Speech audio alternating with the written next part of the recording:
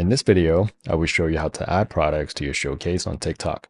So the showcase on TikTok is where you can list out products that are being sold on TikTok Shop. And whenever someone buys that product from your showcase, you'll get credit and earn a commission for it.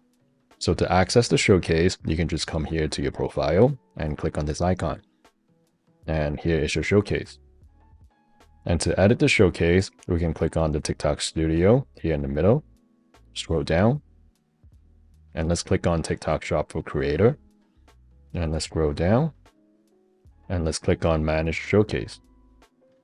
And this is where you can add the products. So let's click on the Discover tab. And here's where you can search for any products that are being sold on TikTok Shop.